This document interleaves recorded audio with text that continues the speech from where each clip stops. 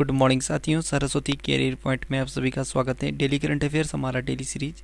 मुझे उम्मीद है कि आप लोगों की तैयारी बेहतर हो रही होगी और आप अच्छे से अपना आगामी तैयारी कर रहे होंगे। चलिए आज का प्रश्न लेते हैं। उससे पहले चैनल को लाइक कीजिए और अपने दोस्तों को शेयर कीजिए ताकि उनका भी करंट अफेयर संबंधी जानकारी और स्टैटिक जीके कंठस्थ हो सके। चलो आज का प्रश्न, राज्यसभा में सदन के नेता कौन नियुक्त हुए हैं? पीयूष गोयल। ठीक है, बीजेपी के केंद्रीय मंत्री पीयूष गोयल को राज्यसभा में सदन का नेता चुना गया है। पीयूष गोयल थावर चंद गहलोत की जगह लेंगे। कुछ अन्य राज्यसभा के बारे में जानकारी लें तो राज्यसभा के सदस्यों की अधिकतम संख्या 250 हो सकती है। वर्तमान में राज्यसभा के सदस्यों की संख्या 45 है और राज्यसभा के सदस्यों का निर्वाचन अप्रत्यक्ष चुनाव पद्धति द्वारा होता है। ठीक, राज्यसभा के सभापति भारत के उपराष्ट्रपति होते हैं। ठीक है, ये पदेन होते हैं। राज्यसभा के उपसभापति कौन होते हैं? तो राज्यसभा के सदस्यों में से ही एक होते हैं। ठीक, उपसभापति। राज्यसभा की सीटों का आवंटन किस आधार पर किया जाता है? राज्य के जनसंख्या के आधार पर।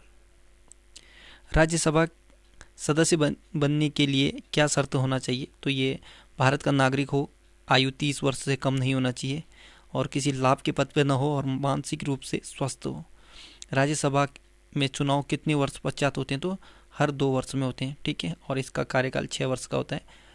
वह कौन सा सदन है जिसका अध्यक्ष या सभापति उस सदन का सदस्य नहीं होता? तो राज्यसभा। उपराष्ट्रपति को हटाने के लिए प्रस्ताव सबसे पहले कहाँ पेश किया जाता है? राज्यसभा में। राज्यसभा में राष्ट्रपति जी द्वारा कितने सदस्य मनोनीत किए जाते हैं? तो 12 सदस्य को। सबसे ज़्यादा राज्यसभा की सीटें उत्तर प्रदेश में और राज्यसभा का गठन सबसे पहले 3 अप्रैल 1952 को हुआ था और राज्यसभा की पहली बैठक 13 मई 1952 को हुआ था। ठीक है, काउंसिल ऑफ स्टेट का नाम राज्यसभा का कब पड़ा? तो जो काउंसिल ऑफ स्टेट का हिंदी में नाम राज्यसभा 23 अगस्त 1954 को पड़ा। ठीक है, राज्यसभा के पहले सभापति डॉक्टर एस यानी सर्वपल्ली राधाकृष्णन थे। राज्यसभा के पहले उपसभापति SB कृष्णमूर्ति राव थे। कौन राज्यसभा सदस्य रहते हुए प्रधानमंत्री बने? तो ये इंदिरा गांधी, HD देवगौड़ा, इंद्र कुमार गुजराल और मनमोहन सिंह। कौन सा देश इजराइल में दूतावास खोलने वाला पहला खाड़ी देश बन गया है?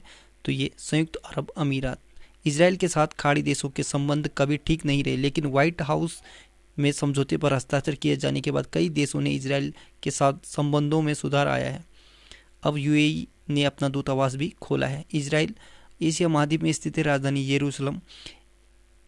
इजरायली शेकेल यानी इजरायली जो शेकेल है, इजराइल की करेंसी है। नफ्ताली बेनेट प्रधानमंत्री हैं इजराइल के।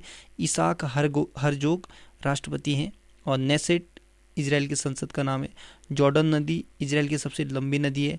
माउंट हेरमॉन ये इजराइल की सबसे लंबी पर्वत श्रृंखला है। तो ये सब यहाँ पर याद रखना। प्रधानमंत्री नफ्ताली बेनेट और राष्ट्रपति इसाक हरजोग हैं। सर्वाधिक यहूदी धर्म के लोग इजराइल में रहते हैं। विश्व युवा कौशल दिवस कब मनाया गया है? तो ये 15 जुलाई को। 15 जुलाई को विश्व युवा कौशल दिवस के तौर पर मनाया जाता है। साल 2015 में यह पहली बार मनाया गया था। इस दिन युवाओं के कौशल विकास में निवेश के महत्व में जागरूकता को बढ़ाने के उद्देश्य से मनाया जाता है। विश्व युवा कौशल दिवस 2021 का थीम है युवा कौशल पोस्ट महामारी का पुनर्मूल्यांकन। ठीक, remaining youth skill post pandemic. कुछ महत्वपूर्ण दिवस देखें तो 20 जून विश्व शरणार्थी दिवस। Together we heal learn and shine ये थीम है। 21 जून को अंतर्राष्ट्रीय योग दिवस, योगा फॉर वेल बीइंग। और 21 जून को ही विश्व हाइड्रोग्राफी दिवस मनाया जाता है। हाइड्रोग्राफी डे का जो इस बार थीम है 2021 का 100 years of international cooperation in hydrography theme था। ठीक है, 23 जून को अंतर्राष्ट्रीय ओलंपिक दिवस मनाया जाता है। Stay healthy, stay strong, stay active with the hashtag Olympic day workout on 23 जून इस बार का थीम था। संयुक्त राष्ट्र लोक सेवा दिवस 23 जून को मनाया जाता है। Innovating the future public service new government models for a new era to reach the SDGs ये इस बार का थीम था। खुदरा प्रत्यक्ष योजना किसने शुरू किया है? तो भारतीय रिजर्व बैंक ने। भारतीय रिजर्व बैंक ने 12 जुलाई 2021 को खुदरा प्रत्यक्ष योजना शुरू किया है रिटेल डायरेक्ट स्कीम। इस योजना के तहत व्यक्तिगत खुदरा निवेशकों को भारतीय रिजर्व बैंक के साथ खुदरा प्रत्यक्ष गिल्ट खाता खोलने और उसे नियंत्रित करने की सुविधा प्रदान की जाएगी। गिल्ट खाते इस योजना के प्रयोजन के उद्देश्य से उपलब्ध कराए गए ऑनलाइन पोर्टल के माध्यम से खोले जा सकते हैं। यह व्यक्तिगत निवेशकों के लिए सरकारी प्रतिभूति में निवेश की सुविधा को आसान बनाने हेतु वन स्टॉप समाधान है। टॉप 5 देखें तो किस राज्य की सरकार ने लड़की की शादी में वित्तीय सहायता प्रदान करने के लिए शगुन नामक योजना शुरू किया है? तो शगुन पंजाब ने। ठीक है। किस राज्य के मुख्यमंत्री ने अभ्युदय योजना शुरू की है? तो उत्तर प्रदेश ने। किस राज्य की सरकार ने भिखारी मुक्त योजना शुरू किया? राजस्थान ने। और चाय बगीचा धन पुरस्कार योजना असम राज्य ने शुरू किया है। और भोग योजना उत्तर प्रदेश सरकार ने शुरू किया है। विश्व खाद्य सुरक्षा और पोषण की स्थिति 2021 रिपोर्ट को किसने जारी किया? तो ये संयुक्त राष्ट्र खाद्य और कृषि संगठन ने, कृषि विकास के लिए अंतर्राष्ट्रीय कोष ने, संयुक्त राष्ट्र बाल कोष ने, विश्व खाद्य कार्यक्रम, विश्व स्वास्थ्य संगठन, इन सभी ने किया है। विश्व खाद्य सुरक्षा और पोषण की स्थिति 2021 शीर्षक वाली वार्षिक UNFAO रिपोर्ट में कहा गया है कि 2020 में दुनिया में 720 से 811 मिलियन लोगों को भूख का सामना करना पड़ा, जो 2019 की तुलना में 161 मिलियन अधिक है। ठीक। रिपोर्ट और सूचकांक जारी करता और उनके संगठन के बारे में जाने तो मानव पूंजी सूचकांक ह्यूमन कैपिटल इंडेक्स ये वर्ल्ड बैंक ने जारी किया है। और विश्व प्रेस सूचकांक ये वर्ल्ड प्रेस फ्रीडम इंडेक्स ने जारी किया है। ठीक है। रिपोर्टर्स विदाउट बॉर्डर्स एक संस्था है, इसने। अंतर्राष्ट्रीय बौद्धिक संपदा सूचकांक इसे US चैम्बर्स ऑफ कॉमर्स ने जारी किया है। वैश्विक ऊर्जा संक्रमण सूचकांक वर्ल्ड इकोनॉमिक फोरम ने जारी किया है। और वैश्विक पर्यावरण प्रदर्शन सूचकांक यूनाइटेड नेशन ने जारी किया है। द ग्रेट बिग लायन पुस्तक लॉन्च हुई है। यह पुस्तक किसने लिखी है? तो क्रिसिस नाइट ने। 1232 kilometres the long journey home Vinod Kapri की किताबें। All you need is Josh inspiring stories of courage and conviction in 21st century India Supriya Paul की किताबें।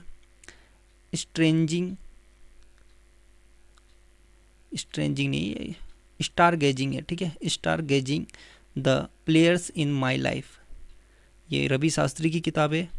सावरकर ए कंटेस्टेड लेगेसी 1924-1966 पुस्तक है विक्रम संपत की। और the fourth lion is for Gopal Krishna Gandhi ये वेणु माधव गोविंदू और श्रीनाथ राघवन की किताब है। केंद्रीय मंत्रिमंडल ने संविधान के किस अनुच्छेद के तहत गठित आयोग के कार्यकाल में 6 महीने का विस्तार को मंजूरी दे दी है? तो अनुच्छेद 340 के तहत। ठीक है। केंद्रीय मंत्रिमंडल ने केंद्रीय सूची में अन्य पिछड़ा वर्ग यानी OBC के भीतर उपवर्गीयकरण से जुड़े मुद्दे पर गौर करने के लिए संविधान के अनुच्छेद 340 के तहत गठित आयोग के कार्यकाल में 31 जुलाई 2021 से आगे 6 महीने के लिए 31 जनवरी 2022 तक प्रभावी रहने वाले 11वें विस्तार को मंजूरी दे दी है। संविधान के अनुच्छेद 340 के तहत गठित आयोग के कार्यकाल का यह 11वां विस्तार है।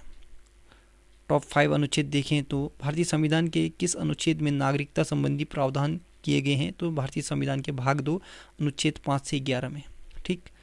और किस अनुच्छेद के तहत राज्यों के राज्यपाल की नियुक्ति राष्ट्रपति के द्वारा की जाती? तो अनुच्छेद 155 के तहत। संसद को संविधान संशोधन का अधिकार किस अनुच्छेद के अंतर्गत दिया गया है? 368 में। किस अनुच्छेद के अंतर्गत अस्पृश्यता यानी छुआछूत को समाप्त किया गया? तो अनुच्छेद 17। संविधान के किस अनुच्छेद में नए राज्यों के प्रवेश या स्थापना का प्रावधान किया है? अनुच्छेद 2 में। राष्ट्रीय प्लास्टिक सर्जरी दिवस कब हर वर्ष किस दिन मनाया जाता है? विश्व प्लास्टिक सर्जरी दिवस के रूप में मनाया जाता है इसे। तो ये 15 जुलाई को। ठीक है।